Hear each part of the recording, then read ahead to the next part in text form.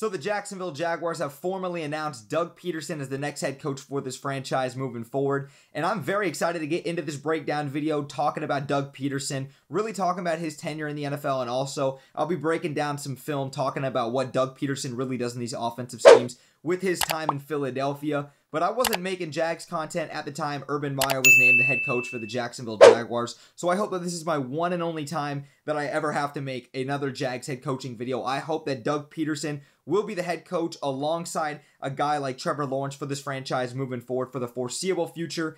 And I have a lot of trust and faith in a guy like Doug Pederson. I love Doug Pederson. I love this hire. Now let's get into this video. So from 2013 to 2015, Doug Pederson was working under Andy Reid, who's the head coach for the Kansas City Chiefs. He was working as an offensive coordinator and as a quarterback's coach. But then in 2016 through 2020, he was the Philadelphia Eagles head coach, finishing with a record of 42-37-1, and he won 3 division titles in those 5 seasons with the Philadelphia Eagles before he was let go at the end of the 2020 NFL season, similar to how Doug Marrone was let go at the end of the 2020 season. In his tenure there, in 2016, they went 7-9. 2017, they went 13-3 when they won the Super Bowl that season. 2018, they go 9-7. 2019, they go 9-7. And then in 2020, he went 4-11. Doug Pederson himself has been around this league for a very long time. He played quarterback in the NFL. Like I said, he worked with Andy Reid in the Kansas City Chiefs at one point. He's been a head coach for 5 seasons now with the Philadelphia Eagles before taking 2021 off to really evaluate and settle down and learn from himself. But also, he has a lot of fingerprints across the league. You see a guy like Frank Reich, who was his offensive coordinator in Philadelphia. He's now the head coach for the Indianapolis Colts for the past 2 seasons now. Jim Schwartz is the defensive coordinator for the Philadelphia Eagles, who Doug Pederson employed. I almost said Doug Marrone, excuse me. That's going to take some getting used to.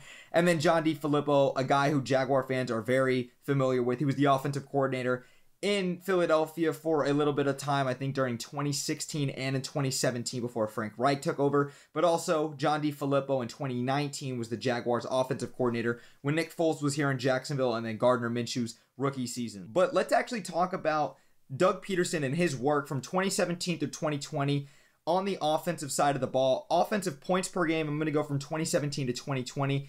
3rd best in the NFL, 18th best, 12th best, 26th best. Rushing offense from 2017 to 2020. 3rd best, 28th best, 11th best, 9th best. So he's been pretty damn consistent in terms of the run game. Then passing offense in terms of passing touchdowns. 2017 was number 1. 2018 was number 11. 2019 was number 12. 2020 was number 24. Now let's actually talk about why there was some bit of a regression and why Doug Pederson most likely got let go. So in 2017, when the Philadelphia Eagles ended up winning the Super Bowl in the 2018 playoffs, it was the same year that the Jacksonville Jaguars had a lot of success with Jacksonville, which actually I was hoping for a Philadelphia-Jacksonville Super Bowl matchup in that 2018 Super Bowl. But in 2017, Carson Wentz, who was the number 2 overall pick, I think back in 2015 or 2016, I think it was 2016 actually, was playing at an MVP level before he went down with injury. In his 13 games that he started, he was 3,296 passing yards, 33 touchdowns to just 7 interceptions. Carson Wentz was playing phenomenal. I think he led the league with a QBR of 78.5 that season. But in 2020, there was a huge regression from a guy like Carson Wentz. He was consistently turning the ball over, fumbles, interceptions, and he eventually got benched for a guy like Jalen Hurts, who they actually took in the 2nd round of the 2020 NFL Draft. 2020, Carson Wentz, 12 games before he got benched was 2,670 yards, 16 touchdowns, 15 interceptions, and had a QBR of 41.9. Slowly over time, Carson Wentz was regressing. We thought that him going back with Frank Reich in Indianapolis was a perfect situation. He couldn't even get them to the playoffs. There's a lot of different factors with that. Carson Wentz did have a pretty solid season, but Carson Wentz and his regression was a big reason as to why Doug Pederson got fired and Howie Roseman and the team decided to move on from Doug Pederson and Carson Wentz. A big part of the success that Doug Pederson had with his Philadelphia Eagles team, excluding the fact that he just beat Tom Brady and the New England Patriots in the Super Bowl 41-33 back in 2018. He had guys prepped and ready to play no matter what and had their numbers called up. They were ready to go, and Nick Foles was a big savior to that city. Doug Pederson and Nick Foles have a statue outside of the Philadelphia Eagles stadium, if that tells you enough.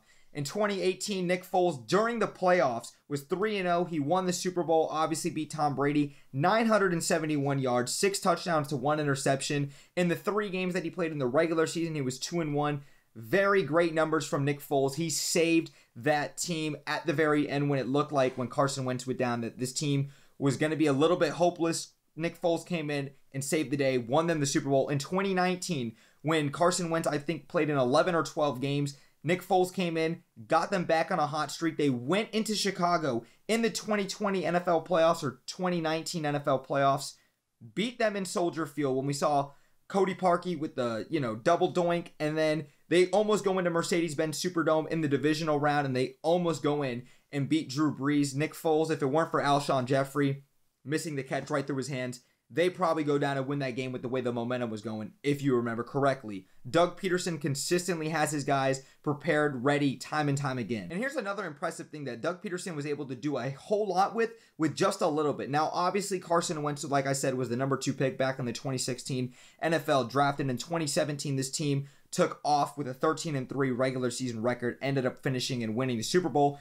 But he didn't really have a lot of superstar players on the offensive side of the ball, excluding Carson Wentz when he went down with injury before he, was playing at an MVP level. Nick Foles, you had LeGarrette Blount, Darren Sproles, who only played 3 games that season due to injury, Corey Clement, wide receivers. He did not have a true number 1 wide receiver on this team with Torrey Smith, Alshon Jeffrey, Nelson Aguilar, and Zach Ertz, who is probably going to be a Hall of Fame level tight end in the game. But he had a great offensive line, and he builds this team through the trenches because he's played quarterback. He understands the reads and the necessary steps in order to be a successful quarterback in this league. He had guys like Brandon Brooks, great offensive interior lineman, Lane Johnson, Jason Kelsey, phenomenal center as well. And then on the defensive side of the ball, led by Fletcher Cox, probably a future Hall of Famer as well. Sidney Jones, who was actually a rookie, guy that Jaguar fans are very familiar with. Malcolm Jenkins, Jalen Mills, Jordan Hicks, Ronald Darby, etc. They had a bunch of solid contributors on that defensive side of the ball. No real superstars outside of a guy maybe like Malcolm Jenkins or Fletcher Cox.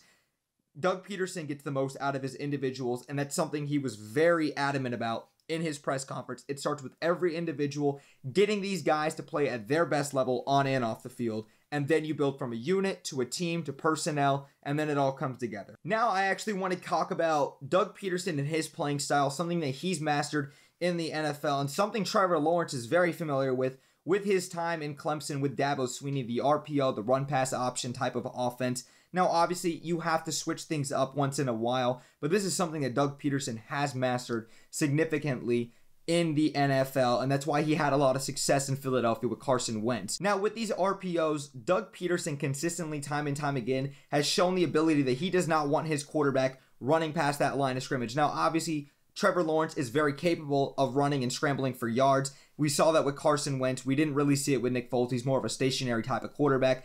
But that's the third element for a guy like Doug Pederson. It's the give and throw, take what the defense gives you mentality, the dink and dunk. If the defense sags off, you take what they give you, you take the check down, and that's something Trevor Lawrence definitely learned and progressed with a lot throughout his rookie season. Another element to the RPO that he mastered very well with a guy like Alshon Jeffrey, Torrey Smith, Nelson Aguilar, Nick Foles, Carson Wentz in his time in Philadelphia was the bubble slant on the RPO, where you have a far slant on the left side, a far slant on the right side, but then you have the inside receiver who's playing inside of the numbers coming around on the bubble screen as well. And when you have these 6-man boxes, something that a quarterback obviously reads pre-snap so he can get his guys prepared, he understands that if he has a 6-man box, you're running that all day with these types of schemes. But in a 7-man box, that's most likely when you're going to throw the ball, because then that opens up sometimes the middle of the field depending on what the linebackers take or give. Now I actually want to get into some film with you guys, so let's hop into that. Now this play right here is a prime example of how Doug Pederson was able to utilize the RPO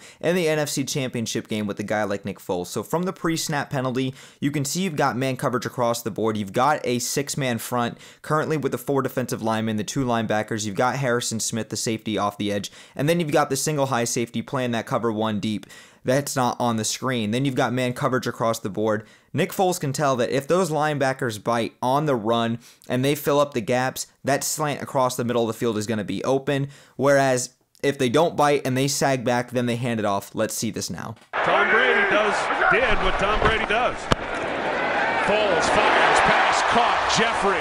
This is another great example of how Doug Pederson gets the most out of the RPO. On this 3rd and 1, where teams typically play man coverage, the Vikings defensively are lined up in the exact same formation as the previous play, where they've got the 4 defensive linemen. You've got Harrison Smith covering Zach Ertz on this tight end. You've got the 2 linebackers, and you've got the single high safety, along with man coverage across the board. The phenomenal thing about this play is that you're able to utilize the picks and the rub routes to your advantage on 3rd and 1, where teams are going to play man coverage. So this inside receiver closest to the screen is going to come and set this pick and rub route. And Nick Foles off this RPO will have to leave Harrison Smith and Trey Waynes, the 2 secondary players on the Minnesota Vikings closest to the screen, make them flat-footed, make them make a choice on whether they're going to allow Zach Ertz to get to the outside or they're going to double team on that pick route. Let's take a look. Foles keeps, pass caught, first down. Zach. If you guys are still here, I want to say thank you guys so much for sticking around for this whole video. Like I said in the very beginning, I hope that this is the only head coaching video I have to do for the Jacksonville Jaguars moving forward. I had a great time doing this video. Doug Pederson is a phenomenal coach. His resume speaks for itself. He's a great players coach, and I think that a lot of the players are going to love all the ice cream that they're going to get on this team. And Doug Pederson, if you ever see this, go to Mayday Ice Cream in Jacksonville, in San Marco, or over in Brooklyn. If you know, you know. But Jaguar fans and NFL fans, if you guys are in here, let me know what are your thoughts down below on Doug Pederson and what did you guys think of his press conference. Also, what do you guys think about this video? I hope you guys enjoyed, and if you guys are new here and you guys enjoyed this content, make sure you guys hit that like button. It takes 1 second and helps me in the channel out tremendously. Subscribe down below for more NBA and Jacksonville Jaguars content that I do here on YouTube, and hit that notification bell so you guys know every time I upload here on YouTube, from live streams and videos, which I do about 3-4 times a week. Thank you guys so much for watching the video. Brett James, aka BJ, I'm out, y'all. Peace.